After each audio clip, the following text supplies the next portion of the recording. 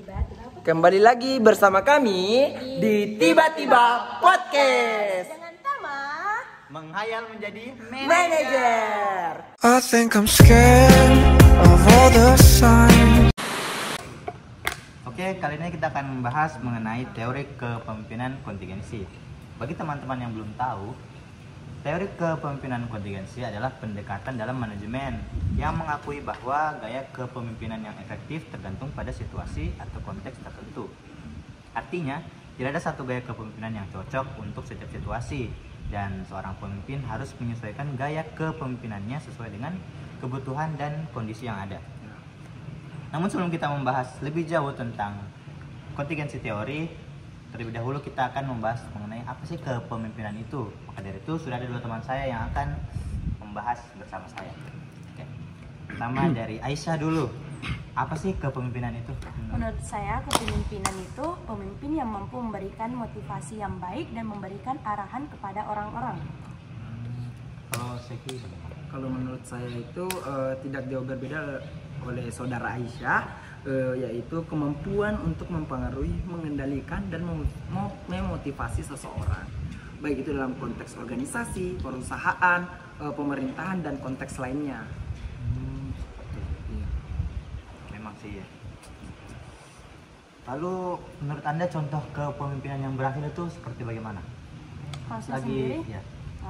contoh kepemimpinan yang berhasil menurut saya itu Pak siapa namanya yang dari Jawa Barat? Ridwan Kamil. Ridwan Kamil Oh, ya. iya. Pak Ridwan Kamil, kita bisa melihat dari sosial medianya dia mampu memberikan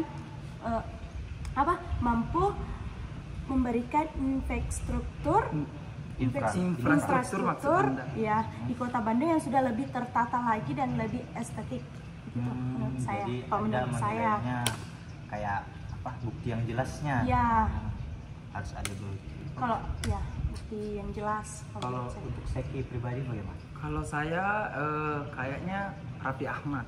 Raffi Ahmad, kenapa itu? Kalian pasti tidak asing lagi dengan Raffi Ahmad. Iya. Dia mempunyai banyak perusahaan-perusahaan. Kalian juga tidak asing dengan apa itu Rans. Iya. Rans itu terbagi sudah banyak, ada Rans Entertainment, Rans Football dan banyak lainnya lah.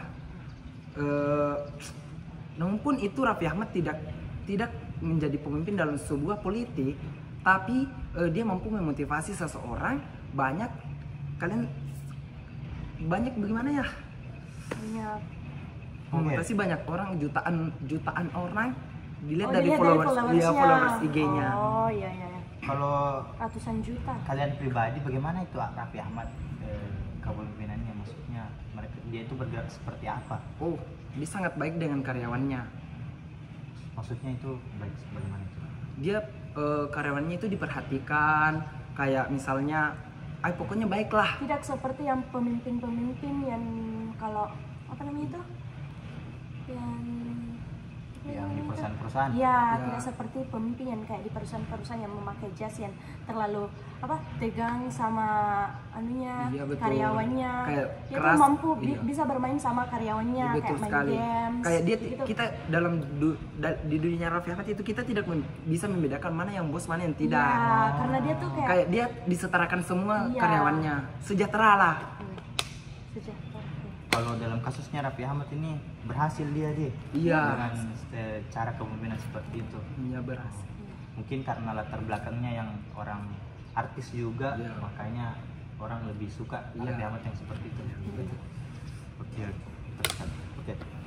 Kali ini kita akan masuk ke dalam teori kepemimpinan kontingensi.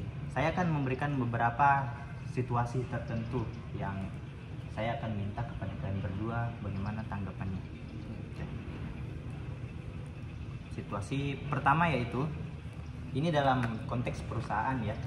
Yang pertama itu bagaimana jika anggota kelompok dalam perusahaan yang kalian pimpin, anggaplah kalian adalah seorang manajer di sini.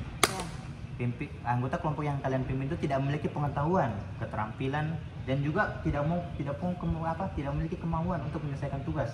Bagaimana Anda menangani, maksudnya sebagai manajer, bagaimana Anda mengarahkan orang-orang seperti itu?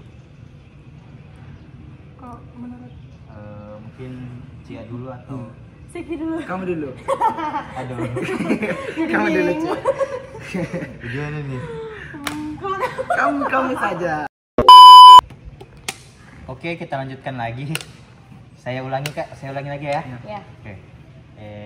Situasi yang pertama, anggota kelompok tidak memiliki pengetahuan, tidak punya keterampilan, dan juga tidak punya kemauan. Artinya dia sudah bodoh, malas lagi. Bagaimana kira-kira kalian berdua lah? Ya. Kalau saya sebagai pemimpin cuma bisa mengarahkan atau memberikan tugas, atau bisa juga kayak kita lebih tegas lagi supaya lebih apa lagi namanya tuh? Lebih tertib begitu. Iya, supaya lebih tertib lagi mengerjakan tugas, supaya tidak terlalu malas-malasan, supaya tidak makan gaji buta. Oh, selalu diawasi begitu. Iya, Ya. supaya lebih diawasi Begitu. juga. Oh iya, karena kalau tidak diawasi dia tidak kerja. Iya, begitu. Kalau keterusannya tidak diawasi makin semakin ngelunjak, kayak semakin mager. Jadi harus dikasih tahu semua langkah-langkahnya. Iya, Dik, dari karena- A sampai Z begitu. Nah, dia juga Terus kalau untuk situasi yang kedua, orang ini sebetulnya antusias, dia mau, rajin, cuma dia tidak punya pengetahuan, masih bodoh ceritanya. Kira-kira bagaimana kalau begini? Tapi dia mau. Dia ini rajin. Kalau orang begitu kita bisa buatkan dia pelatihan. Pembinaan. Karena dia mempunyai kemauan toh. Hmm. Jadi kita buatkan dia training atau pelatihan, ajarilah, kayak berikan arahan pada dia. Karena Begini. kalau rajin pasti mau belajar Ya, juga. betul. Jadi tugas kita di sini kayak untuk pembina. Ya, Ah. membina dia, Pembina. untuk mengajari Begitu, dia. dibina lagi. Ya, Cuma kayak ditambah-tambah. iya, tambah saja sedikit bumbu-bumbunya Ah. biar dia bisa. Gitu. Oke. Lalu untuk situasi yang ketiga, Ya. anggota kelompok ini memiliki keterampilan dan kemampuan. Artinya dia pintar, tapi dia ini malas, tidak mau menyelesaikan tugasnya. Ya, tugas kita itu cuma bisa memberikan motivasi. Nah, seperti bagaimana kalau kira-kira kenyataannya? Motivasi bagaimana itu? Ya, maksudnya apa tadi? Oh, dikasih target begitu. Ya, Kasih maksudnya ya dikasih target. Kan orang-orang Ya. begitu pasti dia mau mengejar uang lah, Ya. rupiah lah, Ya. begitu. Iya, begitu. Maksudku sih begitu. Coba lebih jelasnya lagi kalau apa? Kalau bagaimana? Orang begini mengejar keuntungan. Ya, Sama kasih target lah. Pasti Kasih dikala dikasih target dia mau kerja. Ya. Karena dia mengejar target. Kasih jabatan lah kalau begitu. Kalau bisa. Kita janji begitu. Jadi kayak antara perusahaan sama dia nih hubungannya cuma sebatas keuntungan. Ya. Pokoknya sama-sama membutuhkan. Ah, Begitu. iya bisa. Terus situasi yang terakhir ini yang keempat. Ya. Mereka ini lengkap, sudah terampil, pintar, dan juga rajin. Jadi mereka ini orang-orang ambis. Bagaimana kira-kira? Ya kalau menurut saya ya kita kasih garis besarnya saja. Rencana. Ya kasih rencana. Kan dia udah bisa, udah mau, bisa lagi. Ya. Begitu. Jadi tugasnya kita cuma memberikan rencana. Iya rencananya atau garis Tugas. besarnya lah. Cuma memberikan tugas Ya. gitu. Jadi kalian cuma pantau dari jauh saja. Ya, Ya, kita lebih kan- jauh karena dia kan sudah bisa, Ya. sudah rajin. Ya. Jadi Ambis lah orangnya, begitu. Mungkin memang orang seperti ini malah tidak mau terlalu disuruh ya Iya. malahnya. ya, maksudnya bergerak sendiri. Sisanya kita saja yang memberikan kayak Garis besarnya. Ya. rencana kayak begitu. Oke. Ya. Seperti yang sudah dijelaskan oleh dua teman saya tadi. Nah, ini tuh gambaran situasi yang ada di perusahaan. Nah, kontingensi ini adalah bagaimana kita menyelesaikan situasi-situasi yang ada tadi tersebut. Nah, itulah kelebihan dari kontingensi karena dia sangat fleksibel. Seperti yang kita tahu di perusahaan itu sangat banyak kejadian-kejadian seperti ini pada anggota-anggotanya. Nah, di sini kontingensi datang kepada pemimpin, menjadikan pemimpin itu lebih fleksibel dalam menangani situasi-situasi tersebut agar nantinya